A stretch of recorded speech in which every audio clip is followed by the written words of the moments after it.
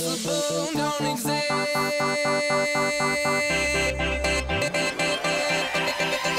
Is everybody gone?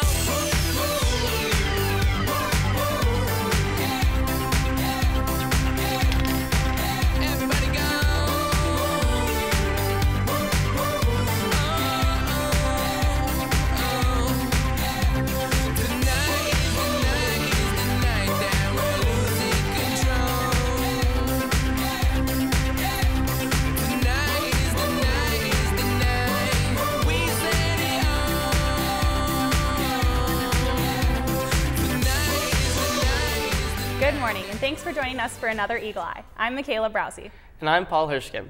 Today on our show, we'll get an update from the speech team, and we'll see how our Eagle athletes are doing. We'll also check out some myths that float around about open lunch.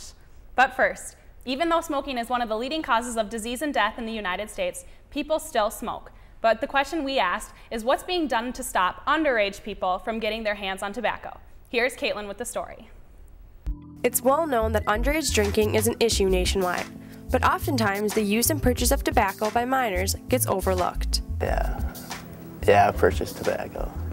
It definitely is a problem because as a high school student, I know that it is like people do use tobacco underage and cigars and chewing. Even though approximately only 1/16 of all Apple Valley High School students are able to legally purchase tobacco, minors are still finding ways around it. I can get it from a lot of friends or other shops that think I'm 18. They don't check ID every time, even though if they ask for it and I tell them I don't have it. Usually people working don't really check your ID or stuff like that, so I think it's too easy to buy tobacco. Aaron Robson works with the police to conduct compliance checks on local gas stations and tobacco shops. So they send me in. If they're selling it to minors, then they can get in trouble. We go out 4 times a year, twice for tobacco, twice for alcohol, and we conduct compliance checks where we bring an underage person into an establishment and try to get them to purchase either alcohol or tobacco. Not only are the Apple Valley Police working to stop the selling to minors, there are consequences for anyone under 18 who is in possession of tobacco. It can be, it can be up to $300, but there is usually community service, and so that teen will have to perform anywhere between 10 and 50 or maybe even 100 hours of community service. So if you are under 18 years old, the couple dollars it took to buy tobacco could turn into hundreds in fines and service. Reporting for EaglEye, I'm Caitlin Atuni. Thanks, Caitlin. And of course, we should remind you, if you participate in a co-curricular or sport, the consequences of possession, even if you're 18, will affect your participation. That's right. The only thing Eagles smoke is the competition. So, Michaela, how's the speech season going for you? Great. We did awesome at the MinneApple Tournament last weekend. I saw that AVHS was packed on Saturday. Tanner was here to get the story on one of the most competitive invitationals in the state. Known for its prestige, preparation, and performance, the MinneApple Speech Tournament draws in thousands of competitors each year. This past weekend, App Valley hosted their annual tournament and maintained their tradition of excellence. This tournament, the MinneApple, is over 20 years old, and it really has a history of being a tournament that is absolutely classy, that brings some of the best schools and the best kids in competitive speech from around the country. There's just a ton of work that goes into making this tournament as great as it is. The elite competition and prized Apple trophies motivate teams to take part in the MinneApple each year. Getting an Apple placing in the top 3 is really something extremely prestigious. The AVHS speech team has been stepping it up all season, and the MinneApple is no exception. We have won our first 2 tournaments so far this year, really strong showings at both of those, and we did really great at MinneApple too. With a great turnout this year, the MinneApple continued to be at the core of speech in the Midwest. Reporting for EaglEye, I'm Tanner Wild. Thanks, Tanner, and good luck to the team as they compete at Lakeville South this weekend. Well, Eagles sports fan, the clock is running down on the regular season games for most teams. Many teams are on their way to the section playoffs. Here's Mallory with this week's Eagle Sport Report.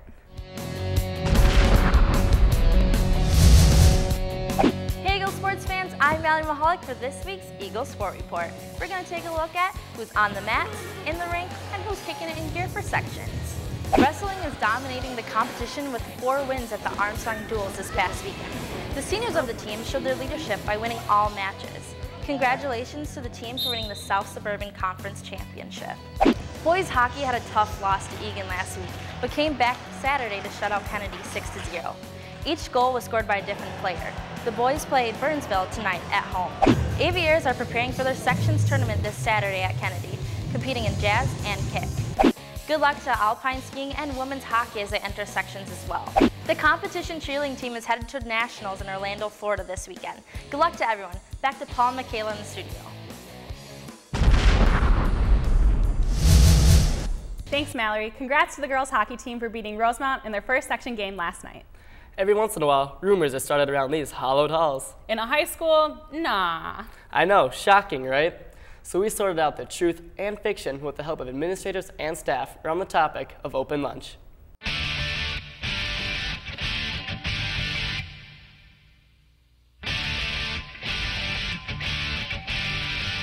Open lunch, a great topic, and I know that the student body wants to hear my responses to that. We've been a closed school since we opened. In fact, all 31 schools in our school district are closed. And what that means is that when kids come into school in the morning, they are not allowed, they do not have permission to leave unless their parents call or give them permission to leave the school.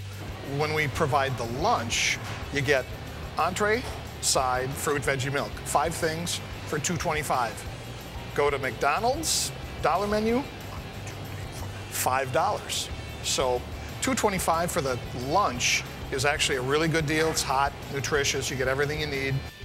You know, another topic comes up are kids that have career development classes. And if it's 6th and 7th hour, kids are able to drive over to Rosemont going right by about 15 fast food places, and guess what? They've been known to stop and have lunch on the way over to Rosemont, and we don't worry about that. But if you skip lunch, you will earn consequences. The consequence for skipping lunch at Apple Valley High School is a detention. If you dip out for a dip comb, you'll be one of the dips in detention. Stop saying dips. You're making me hungry for one of those pretzels covered in chocolate. Those are my favorite. I thought you meant one of those giant sugar packets, you know, fun dips. I love those things. Here's this week's ValleyView on your favorite after-school snacks. My favorite after-school snack is Oreos. Favorite after-school snack is probably brownies. My favorite after-school snack is Cinnamon Toast Crunch. My favorite after-school snack is oranges. My favorite after-school snack is pulpo, and that's octopus in Spanish. Chocolate! Somebody give that girl some chocolate. Or some octopus. That's all for today. Thanks for watching.